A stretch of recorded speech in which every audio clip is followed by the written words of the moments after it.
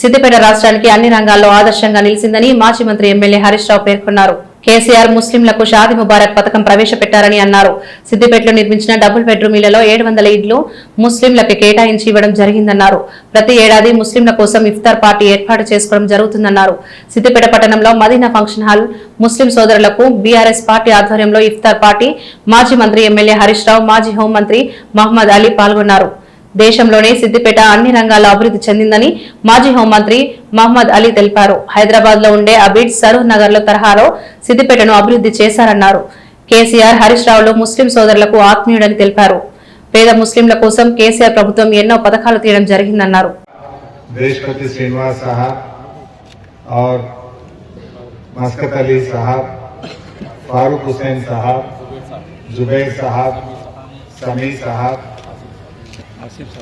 आसिफ साहब, अरशद अली खान साहब, वहीद साहब, करीम पटेल साहब, तमाम हमारे काउंसलर्स, म्युनिसिपल चेयरमैन साहब, तमाम बुजुर्गों, भाइयों, मीडिया, आप सबका सलाम।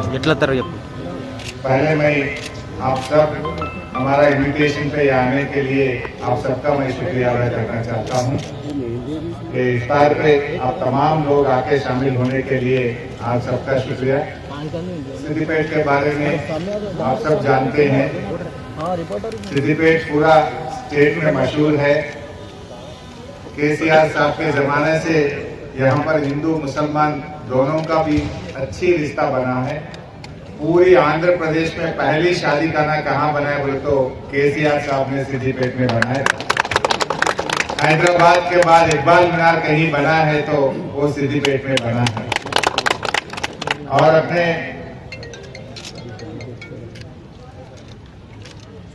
आखिरी सफर का गाड़ी, पहली गाड़ी पूरी इंडिया में कहीं मिला है तो सरकार की तरफ से वो सिद्दीपेट में मिला है।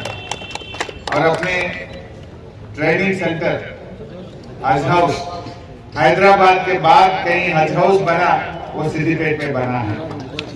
ऐसा बहुत सारे अच्छे काम कर लिए। सिद्दीपेट में डबल बेडरूम घर बनाए तो 700 गरीब मुसलमानों को डबल बेडरूम घर सिद्दीपेट शहर में दे दिए। कहीं पर भी अपना सिद्दीपेट आप जिधर भी जाइए, कहां से बोले तो सिद्दीपेट के बोले तो आपका इज्जत बड़ा जैसा मैं काम करा, आपका फकर से मैं सिद्दीपेट में हूँ बोल के आप बोले जैसा आपका नाम रखा, अपना काम भी रहा था। आगे भी इंशाअल्लाह आप सबका दुआ, आगे भी हम ऐसे ही काम करेंगे। आपका नाम रखेंगे, सिद्दीपेट का नाम भी रखेंगे। आज एक जमाने में तो जब मैं पहले एमएलए बना था, जबकि हुकूमत में रमजान आए तो मैं मीटिंग लगाता था ऑफिसर से, थोड़ा बिजली मत काटो सुबह, पानी सुबह देना चाहिए, थोड़ा गैस पहले हमारे मेहनती लीडर्स, मेहनती पब्लिक की देव बोल के मीटिंग रखना पड़ता था। केसीआर साहब आने के बाद पानी का तकलीफ नहीं है, बिजली का तकलीफ नहीं है, कोई गैस का तकलीफ नहीं है, कोई मीटिंग लगाने का जरूरत ही नहीं पड़ रहा था। तो केसीआर साहब जानते हैं कौन क्या है, क्या करना चाहिए।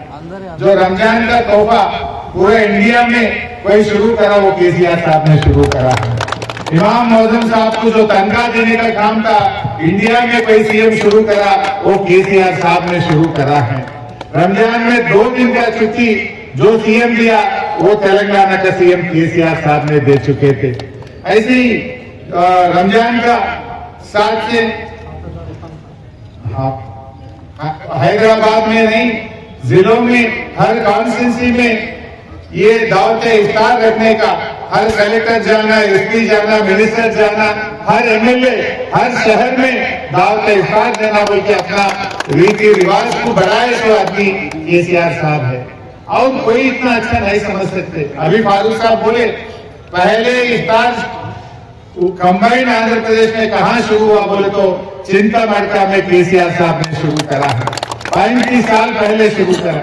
ये आज बढ़ते बढ़ते ये पूरा देश में आज हो रहा है बोले तो ये सिद्दीपेट से शुरू हुआ।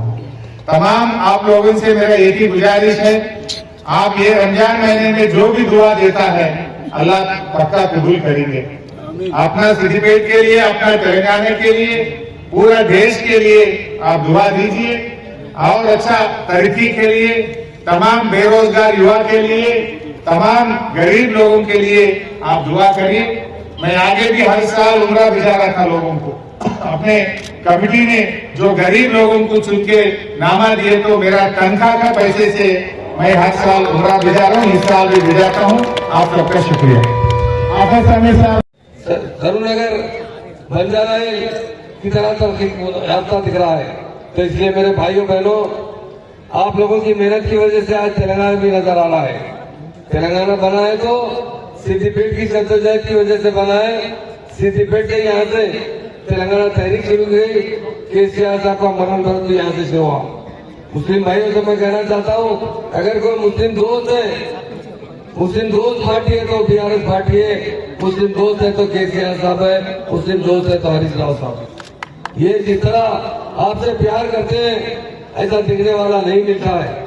तेलंगाना के अंदर जितने अच्छे अच्छे स्कीम आए, खासतौर से माइनॉरिटी भाइयों के तालीम के लिए केसीआर साहब ने 2 साल के अंदर 204 रेसिडेंशियल स्कूल खोले हैं, जिसमें 1,60,000 लड़के और लड़कियां तालीम हासिल करें। इस साबिका में कांग्रेस ने यहाँ पर 50 साल से ज्यादा हुकूमत की और उन्होंने पूरे 50 साल में 10 रेसिडेंशियल स्कूल खोले, जिसके अंदर 1,000 बच्चे पढ़ते थे। मैं यही बताना चाहता हूँ, आपके दोस्त है, कौन है वो देखिए। आपके दोस्त है तो बीआरएस पार्टी है, आपके दोस्त है तो केसीआर साहब है, आपके दोस्त है तो हरीश राव साहब है, आपके दोस्त है तो सीएम साहब हमारे केसीआर और केटीआर साहब है। तो मेरे भाइयों बहनों, हर तरीके से मुसलमानों को तरक्की देने वाली कोई पार्टी है तो बीआरएस पार्टी है। हमारे इमाम और मौलाना को कभी भी कांग्रेस ने 1 रुपया भी हथियार नहीं दिया। वो हथियार देने वाली कोई पार्टी है।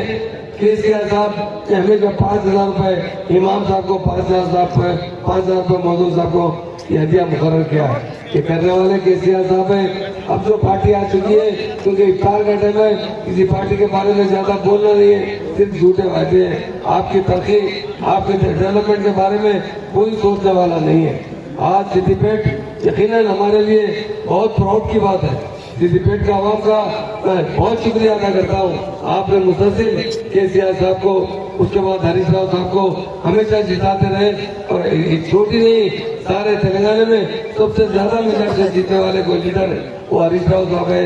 सिद्दीपेट की आवाम है जो भारी मेरिट से जिताती है। इसलिए आपकी दोस्त पार्टी है, मुस्लिम दोस्त पार्टी है तो वो बीआरएस पार्टी है और हमारे केसीआर साहब है, हरीश भाई साहब है। तो यही बताना चाहता हूँ। देखिए, बहुत से पार्टियां आते हैं, इक़्तिदार के लिए आते हैं, झूठे वायदे कर आते हैं, मगर बगैर किसी वायदे के नए स्कीम लाकर हमारे कौम को डेवलप करने वाले कोई लीडर है वो हरीश राव साहब और केसीआर साहब है।